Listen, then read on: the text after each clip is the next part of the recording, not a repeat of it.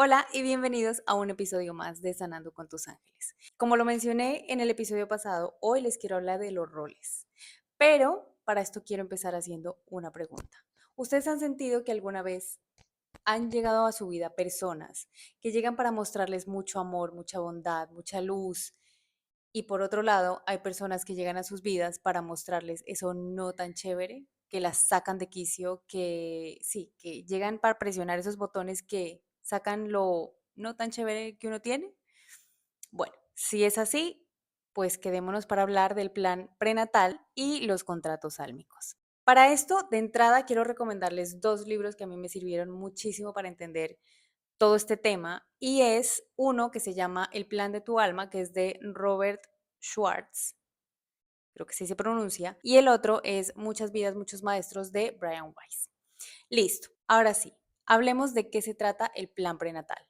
El plan prenatal es este plan que diseña tu alma antes de venir para aprender ciertas lecciones. ¿Qué pasa? No es que todo esté milimétricamente calculado que vaya a ser así, así, así, no, porque pues para eso también tenemos el libre albedrío, que es lo que usamos aquí para eh, tomar decisiones y usar nuestro nivel de conciencia. Lo que sí pasa y lo que sí diseñamos son llamémosle eventos canónicos que nos sacuden, que marcan nuestra vida y que de alguna manera son un antes y un después, digamos. Me pongo de ejemplo. Mi adopción, un evento canónico. A mis 12 años, 11 años, descubrir que soy gay, evento canónico. Son experiencias lo suficientemente significativas para que nosotros aprendamos algo de ahí.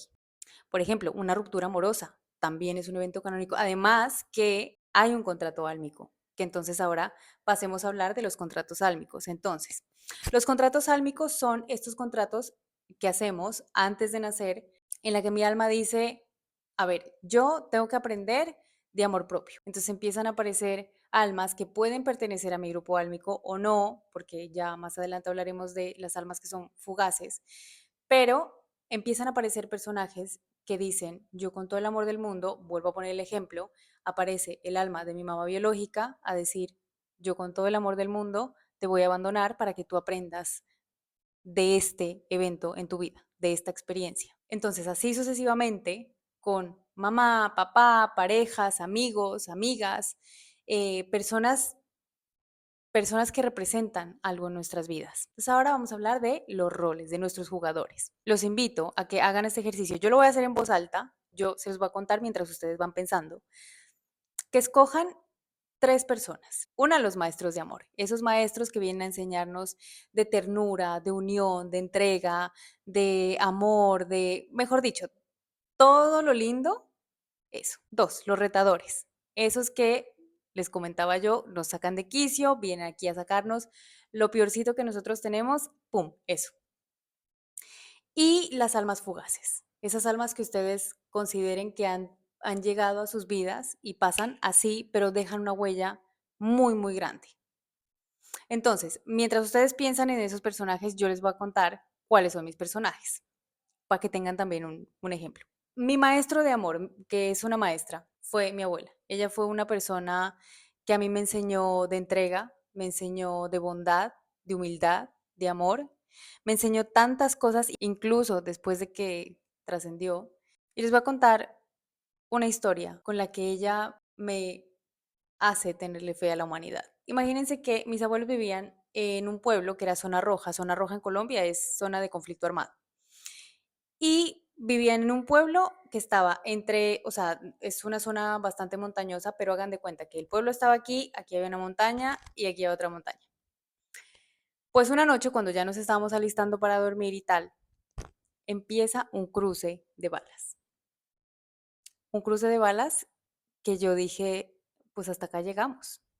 Porque se escuchaba claro, o sea, habían balas que no alcanzaban a llegar a la otra montaña y caían ¿dónde? Pues en el pueblo. Entonces, claro, en ese momento yo pensé, hasta acá nos trajo el río y no hay más que hacer. Y yo afortunadamente nunca le he tenido miedo a la muerte, entonces yo no tenía el nerviosismo propio del momento.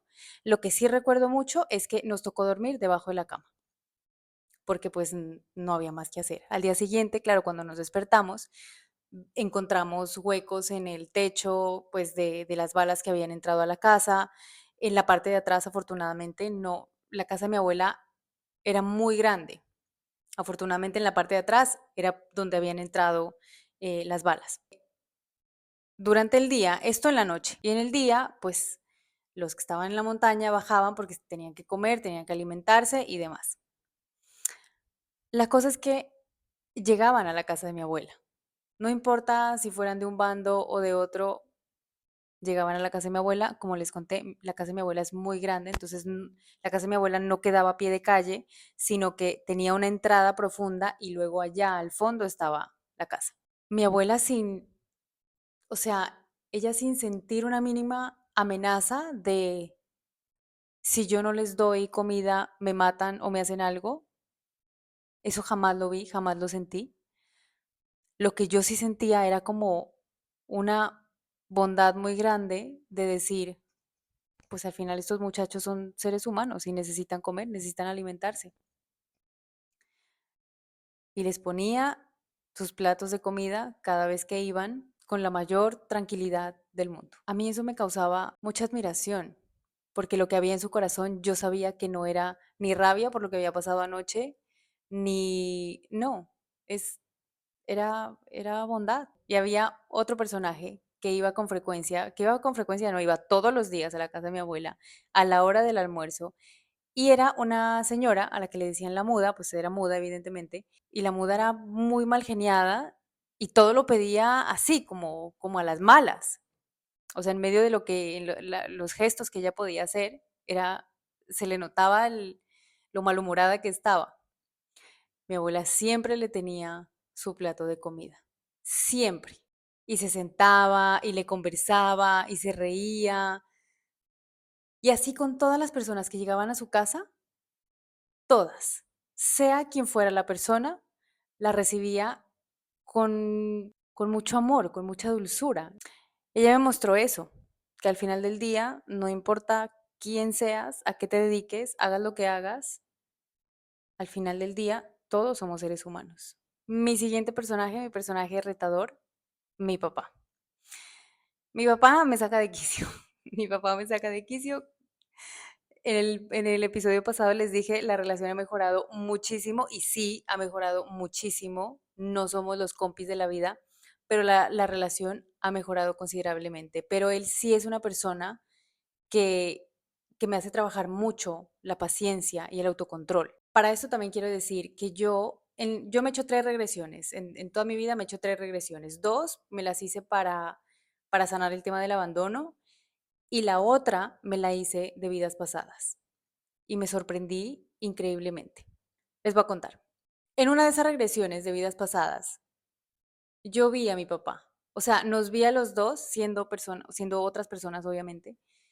Yo era un niño rapadito y estábamos como con unos harapos, o sea, ni siquiera sé qué época era, pero íbamos como con unos harapos, yo iba con unas chanclas, él igual, y yo a él lo veía barbado porque me tenía de la mano, entonces me tenía de la mano y yo lo miraba así y me hablaba con una sabiduría sobre cosas profundas de la vida, que cuando yo lo estaba mirando así, de repente fue como si yo me hubiera salido, empecé a ver todo como una película y yo entendí que ese era mi papá.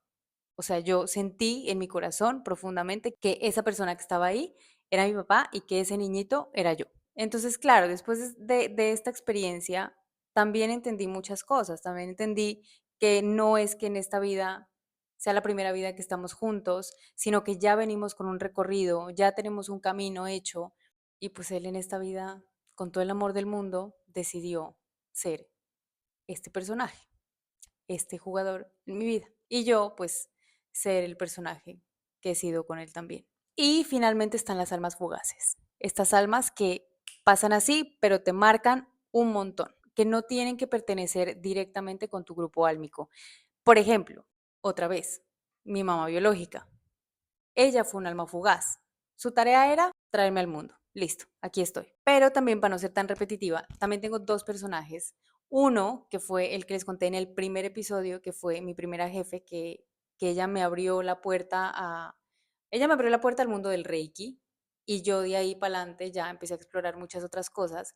pero ella fue la que básicamente me encaminó, me sacó de lo que yo venía acostumbrada a otro lugar y de ahí para adelante fue como cuando te enseñan a manejar bicicleta, que te van agarrando el sillín y después, ¡pum!, te sueltan. Bueno, yo a ella la sentí muy así. Y luego me acuerdo de otra amiga que fue en mi siguiente trabajo, que ella y yo éramos uña y mugre, o sea, ella y yo, de hecho ella estuvo para cuando mi abuela murió, ella, de hecho me llevó al aeropuerto el día que murió porque estábamos juntas. Y fue una persona tan, además porque era como la única amiga que yo tenía en ese momento en Bogotá, o sea, yo no entiendo dónde estaban mis otras amigas, pero en ese momento era ella y ella me ayudó a transicionar muchas cosas que yo viví durante ese tiempo, porque entre el 2013 y el 2014 fueron años muy moviditos y ella estuvo en esa transición. Después, cuando yo ya estaba más estable, cuando yo ya estaba un poco mejor, de repente ella se va de la empresa y seguimos hablando por ahí un par de veces después, pero después desapareció. Bueno, no desapareció, o sea, es decir, nos tenemos en Instagram, pero nunca volvimos a hablar, nunca nada, y es una persona a la que yo, o sea, yo me entero de lo que pasa en su vida por las cosas que veo en Instagram, pero la recuerdo siempre con un cariño enorme, porque también estuvo conmigo en un momento demasiado importante. Y bueno, aquí en este pedazo de las almas fugaces quiero hablar de unas almas que vienen a cumplir roles muy duros, muy complicados, que causan daño, que causan caos extremo, incluso violencia o muerte, que vienen a causar un daño considerable. Y aquí quiero ser muy clara en algo y quiero hacer mucho hincapié en que yo no estoy justificando ni romantizando el daño humano. Desde nuestra experiencia en este plano terrenal, aquí, en esta experiencia en la que estamos, cualquier acto de violencia no está bien y tiene consecuencias reales. Pero desde el plano del alma, antes de encarnar, se hacen estos acuerdos para vivir estas experiencias, para que activen en nosotros aprendizajes muy profundos de resiliencia, de perdón, de amor propio o la capacidad de transformar todo ese dolor en luz. No se trata de decir, ah, estuvo bien que me dañaran. No, porque no lo está. Se trata de comprender que más allá del juicio que yo le pueda dar a esa experiencia, cada una tiene un propósito y que incluso las más oscuras nos permiten abrir caminos para transformar. Cuando soltamos el juicio, no estamos aceptando lo que pasó o lo que está pasando, sino que significa que estamos soltando el peso del resentimiento y en ese momento permitimos que el aprendizaje florezca. El alma no ve las cosas como bien o como mal. El alma ve propósito, ve evolución, ve crecimiento y en ese nivel nada es casualidad. Y para esto les voy a poner un ejemplo de una chica colombiana que se llama Natalia Ponce de León. A ella la quemaron con ácido. Yo no sé cómo sería su proceso al principio, si tuvo su momento de odiar al personaje que le hizo esto o de insultarlo o de, no sé. Lo que sí sé a día de hoy es que es conferencista, tiene su fundación, es activista de víctimas que han sido atacadas como lo fue ella, con químicos. Hubo una transformación. Encontró su camino, encontró su propósito a través de una experiencia bastante traumática. Así que bueno, espero que les haya gustado, que hayan hecho el ejercicio este que les dije. Háganlo si no lo han hecho y en adelante fíjense qué rol pueden estar cumpliendo ustedes en la vida de los demás y sus jugadores en la vida de ustedes. Espero que les haya gustado y nos vemos en el próximo.